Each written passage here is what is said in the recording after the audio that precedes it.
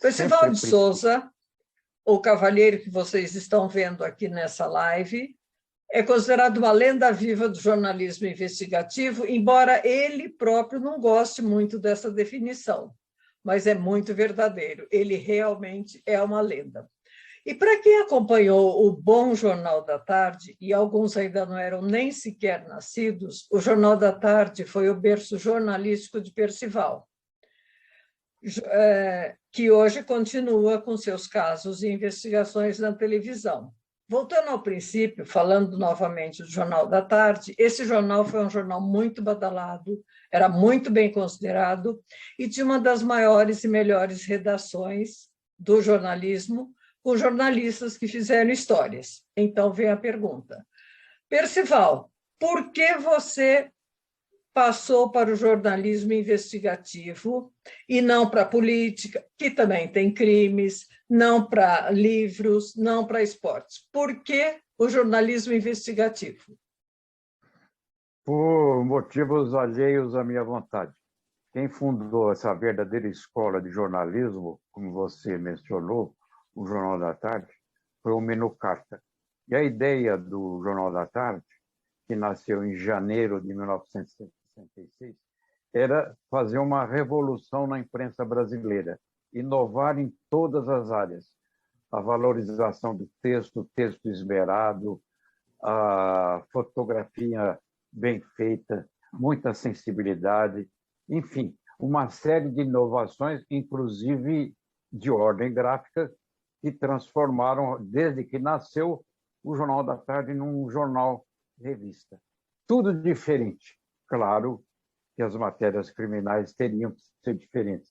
Aí eu, exatamente por que razões que eu não consigo decifrar até hoje, o Minucarta entendeu que eu seria a pessoa ideal para isso.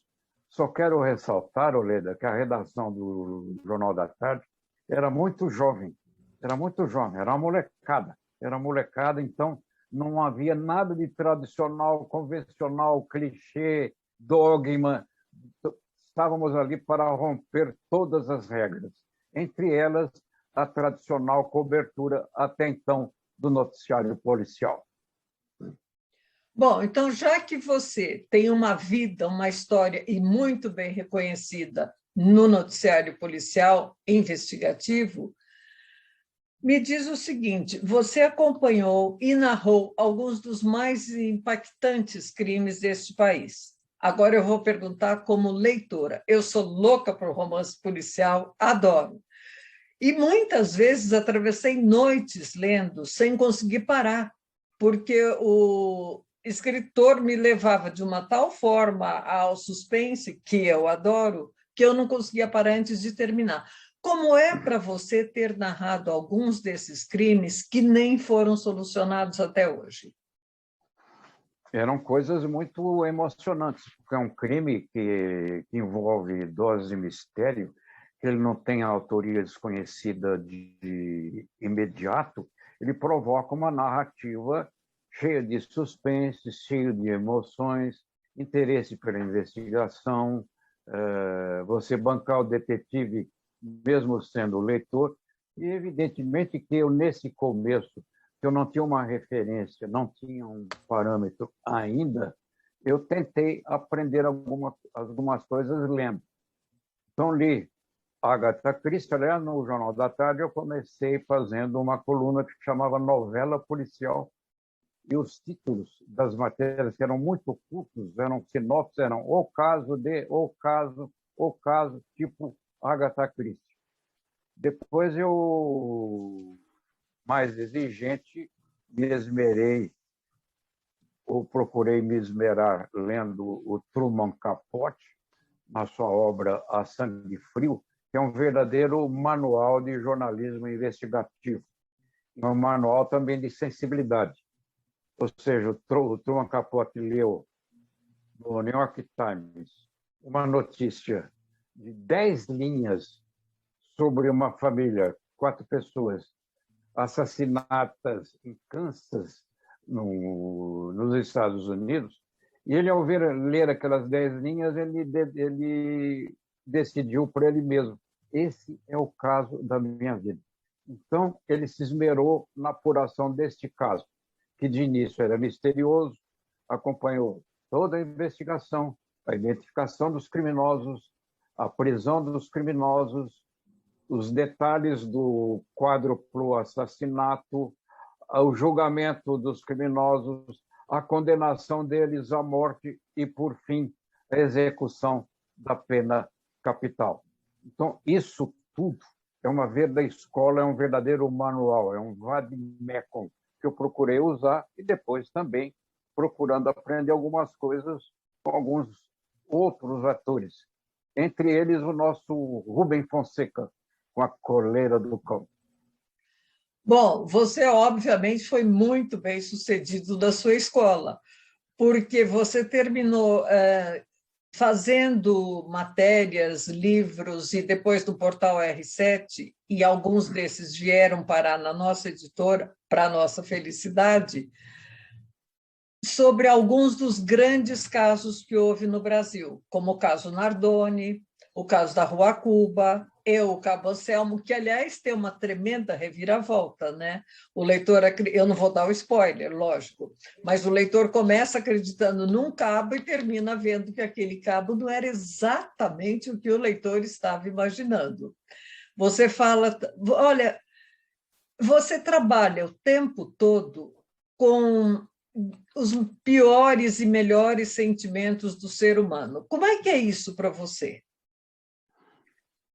Isso requer uma coisa que eu não sei se é exatamente um talento, mas é você manter uma equidistância no sentido de controlar minimamente as suas emoções diante de casos extremamente impactantes.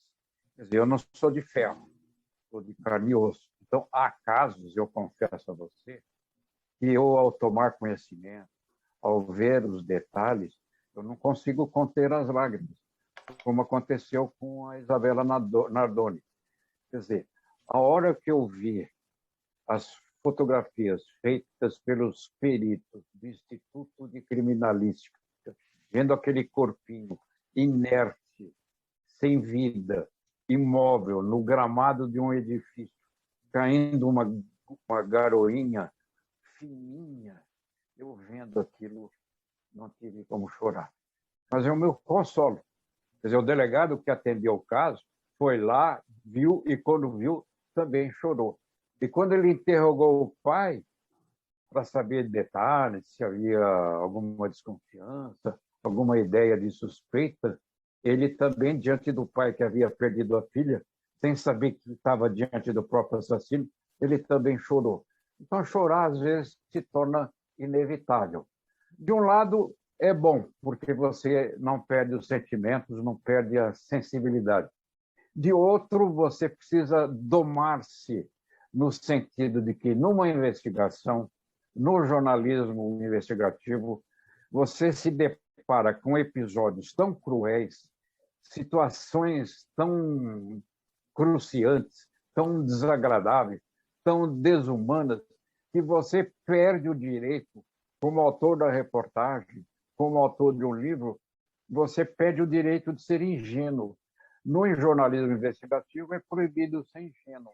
Agora, você mesclar a perda de ingenuidade, a sua pureza, acreditar em tudo e viver com o pé atrás, desconfiado, sempre achando que há algo escondido, algo que não se pretende revelar, é uma mescla que você tem que fazer. Manter a sua sensibilidade apurada, aprumada, norteada e, ao mesmo tempo, não acreditar em tudo no sentido de não acreditar exatamente em tudo que procuram te convencer. Percival, eu vou te pedir, claro, para você comentar um pouco a maneira como você selecionou e escolheu os textos que fariam parte desse livro. E agora eu vou mostrar a capa do livro, que nós acreditamos, e espero que você também, ficou muito bonita. Ficou bonita, ficou muito bonita, realmente. Então, a seleção de casos, para quem está já há meio século, Leda, navegando neste oceano, não é muito simples. Você precisa recordar, quer dizer, é aquela receita do Gabriel Garcia Marques, nosso Nobel de Literatura. Você precisa recordar as coisas na vida para contar como elas foram. Ou seja, recordar para contar. Quer dizer, a sua vida você conta se recordando. Então, Histórias que Marcaram o Tempo é um livro de memória criminal. É uma memória de uma parte da história humana no seu cotidiano. É uma parte da história do ser humano a cada dia. Então, nessa trajetória, eu me deparei com vários casos que chamaram muito a atenção de toda a sociedade, despertaram um interesse muito forte, e eu procurei fazer a cobertura jornalística da melhor maneira que eu poderia fazer.